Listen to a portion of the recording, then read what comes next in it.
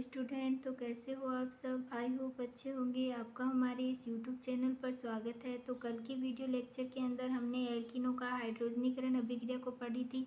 आज हम उसकी मैकेनिज्म को पढ़ेंगे। तो मैकेनिज्म स्टार्ट करने से पहले हम फिर से एक बार रिवाइज कर लेते हैं।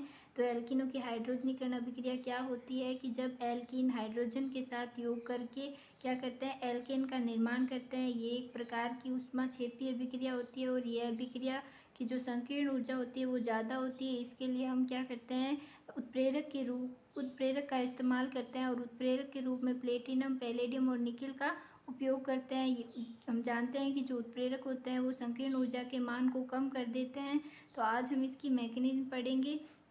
मैकेनिज्म क्या है कि धातु उत्प्रेरक हाइड्रोजन अणुओं को अपने पृष्ठ तल पर अधिशोषण कर लेते हैं। हमें पता है, हम जानते हैं कि जो हाइड्रोजनीकरण अभिक्रिया है उसके अंदर संकीर्ण ऊर्जा का मान क्या होता है, ज़्यादा होता है।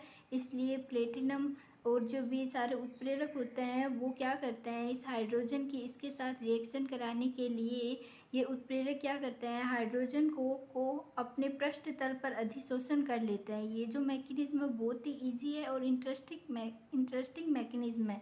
अच्छे से ध्यान से पढ़ना है इसको कि धातु उत्प्रेरक हाइड्रोजन अणुओं को अपने पृष्ठ तल पर अधिशोषित करते हैं। यानी कि ये जो उत्प्रेरक होते हैं वो गाड़ी के रूप में, एग्जाम्पल के रूप में देखो तो ये गाड़ी का काम करते हैं। ये क्या करते हैं, ये हाइड्रोजन अणु को क्या करते हैं, अपने ऊपर बिठा लेते हैं और एल्कीन के पास ले जाकर छोड़ देते हैं। तो ये ऐसे समझो, लेकिन ये एक प्रकार की होती क्या है, रासायनिक अभिक्रिया होती है। रासायनिक अभिक्रिया के थ्रू ये क्या करते हैं, वैसे समझा जाए तो ये जो प्लेटिनम, पैलेडियम या निकल, इनमें से कोई भी जो उत्प्रेरक लेंगे ना वो क्या करेगा, हाइड्रोजन के साथ क्या करेगा, वीकली बॉन्ड, कमज़ोर, मतलब इसका हाइड्रोजन बॉन्ड टूटता है और ये प्लेटिनम या उत्प्रेरक के साथ क्या करता है, दुर्बल बॉन्ड बना लेते हैं। और फिर ये जो दुर्बल बॉन्ड बनाकर ये जो उत्प्रेरक होता है वो एल्कीन के पास जाता है और एल्कीन के पास जाकर के ये हाइड्रोजन क्या करते हैं, दुर्बल बॉन्ड से बने हुए बंद होते हैं। इसलिए ये क्या करते हैं, इस एल्कीन के साथ आकर के जुड़कर एल्कीन का निर्माण कर लेते हैं। तो देखो, यह अधिशोषण एक रासायनिक अभिक्रिया है। ठीक है, धातु पृष्ठ पर उपस्थित अयुग्मित इलेक्ट्रॉन हाइड्रोजन के इलेक्ट्रॉन के साथ युग्मित हो जाते हैं और हाइड्रोजन को पृष्ठ से बांध लेते हैं। इसमें प्रबल हाइड्रोजन हाइड्रोजन सिग्मा बंध टूट जाता है और दो नए दुर्बल हाइड्रोजन बंध का निर्माण होता है। ये क्या कह रहा है कि जो हमारा धातु प्रेरक होते हैं वो क्या करते हैं कि जो हाइड्रोजन है उसके अंदर उसके जो प्रबल सिग्मा बॉन्ड होता है उसको तो तोड़ देते हैं और इनके साथ रिएक्शन करके दुर्बल हाइड्रोजन बंध बना लेते हैं। ठीक है, अब देखो, माना ये एक धातु उत्प्रेरक का पृष्ठ तल है। ये क्या करेगा, हाइड्रोजन के साथ रिएक्शन करेगा।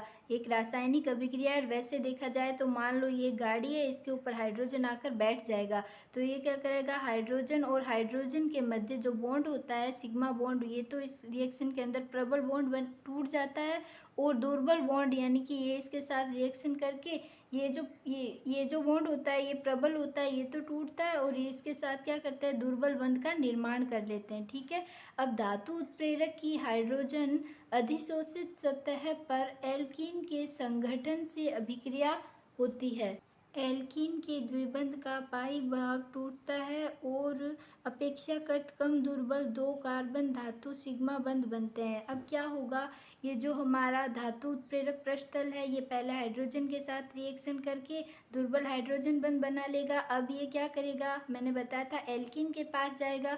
अब जैसे ये एल्कीन के पास जाएगा तो ये क्या करेगी, जो एल्कीन होगी वो क्या करेगी, इस हाइड्रोजन से बंधित जो ये पृष्ठतल है इसके साथ रिएक्शन कर लेगी और अपने ये जो प्रबल बॉन्ड है उनको तोड़कर अपेक्षाकृत दुर्बल बॉन्ड बनाकर, ये भी एल्कीन है, ये भी इस पृष्ठतल के पास आकर इसके साथ रिएक्शन कर लेगी। तो यही कह रहा है कि धातु उत्प्रेरक की हाइड्रोजन अधिशोषित सतह, ये धातु उत्प्रेरक की हाइड्रोजन अधिशोषित सतह है।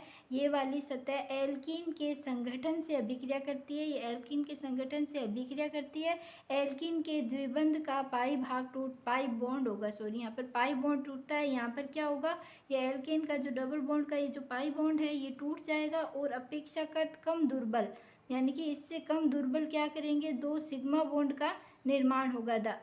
यानी कि एक पाई बॉन्ड टूटेगा तो दो सिग्मा बॉन्ड का निर्माण होगा। कहने की बात मतलब है कि ये जो अधिशोषित सतह होगी धातु उत्प्रेरक की, ये पहले हाइड्रोजन के साथ रिएक्शन करके हाइड्रोजन के साथ डबल बॉन्ड का निर्माण कर लेती है। फिर ये जो भी यौगिक बनेगा वो क्या करेगा, एल्कीन के पास जाएगा और एल्कीन के साथ भी बंध बना लेगा। अब आगे क्या है कि एक हाइड्रोजन परमाणु धातु उत्प्रेरक सतह से द्विबंध वाले कार्बन परमाणु पर स्थानांतरित हो जाता है।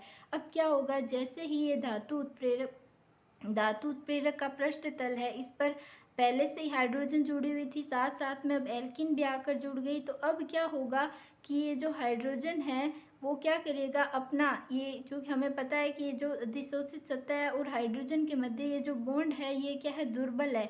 इसलिए ये जो हाइड्रोजन है वो क्या करेगा, इस एल्कीन के साथ बॉन्ड बना लेगा।